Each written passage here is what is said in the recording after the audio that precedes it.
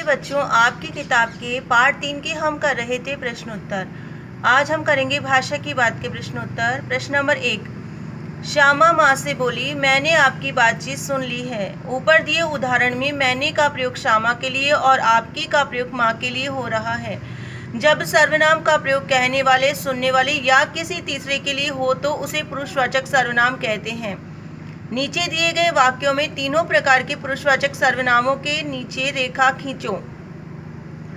एक दिन दीपू और नीलू यमुना तट पर बैठे शाम की ठंडी हवा का आनंद ले रहे थे। तभी उन्होंने देखा कि एक लंबा आदमी लड़खड़ाता हुआ उनकी ओर चला आ रहा है। पास आकर उसने बड़े दयनीय स्वर में कहा, मैं भूख प्यास से मरा जा रहा हूँ, क्या आप मुझे कुछ खाने को दे सकते हैं?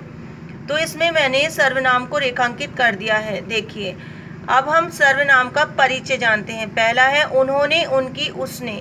इसमें प्रथम पुरुष या अन्य पुरुषवाचक सर्वनाम है। दूसरा है मैं, इसमें उत्तम पुरुषवाचक सर्वनाम है। तीसरा देखिए आप, इसमें मध्यम पुरुषवाचक सर्वनाम है। प्रश्न नंबर 2।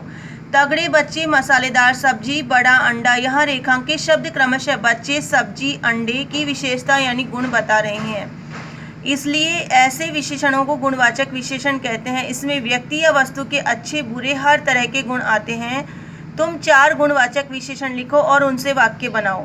उत्तर देखिए, गुणवाचक विशेषण शब्द और वाक्य। ईमानदार, मोहन ईमानदार लड़का है। दूसरा, लाल, पेड़ में लाल फूल खिला है। तीसरा, युवा, उसे अब युवावस्था नहीं है। चौथा, दयालु, संत महात्मा दयालु स्वभाव के होते हैं। प्रश्न नंबर 3।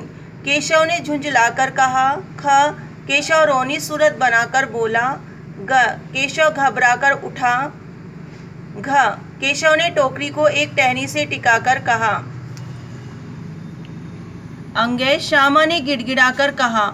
ऊपर लिखे वाक्यों में रेखांकित शब्दों को ध्यान से देखो। ये शब्द रीतिवाचक क्रिया विशेषण का काम कर रहे हैं, क्योंकि ये बताते हैं कि कहने, बोलने और उठने की क्रिया कैसे हुई।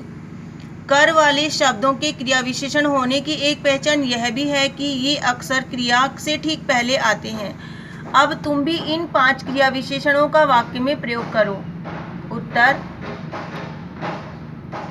वह लड़खड़ाकर चल रहा था। दूसरा, उसने छतरी टिकाकर कहा। तीसरा, वह रोनी सूरत बनाकर भाग गया। चौथा, वह घबराकर उठ गया। पांचवा, शाम खिलखिलाकर हंसने लगा। प्रश्न नंबर 4। नीचे प्रेमचंद की कहानी सत्याग्रह का एक अंश दिया गया है। तुम इसे पढ़ोगे तो पाओगे कि विराम चिन्हों के बिना यह अंश अधूरा सा है। तुम आवश्यकता के अनुसार उचित जगहों पर विराम चिन्ह लगाओ। देखिए बच्चों, मैंने विराम चिन्ह लगा दिए हैं। पहले आपको अपनी किताब में से ये अंश उतारना है, उसके बाद में विराम चिन्ह लगाना है। देखिए, उसी समय एक खोमची वाला जाता दिखाई दिया। 11 बज चुके थे। चारों तरफ सन्नाटा छा गया था। पंडित जी ने बुलाया, खोमचे वाला, कहिए क्या दूं? भूख लग आई न? अन्न जल छोड़ना साधुओं का काम है, चाहे तो महीनों पड़े रहें और भूख न लगे। तुझे तो केवल इसलिए बुलाया है कि जरा अपनी कुप्पी मुझे दे। देखो तो वहाँ क्या रेंग रहा है, मुझे भय होता है। इस प्रकार बच्चों, हमारा ये पाठ पूरा हो चुका है। अनुमान और कल्पना वाले प्रश्न आपको स्वयं करने हैं। धन्यवाद।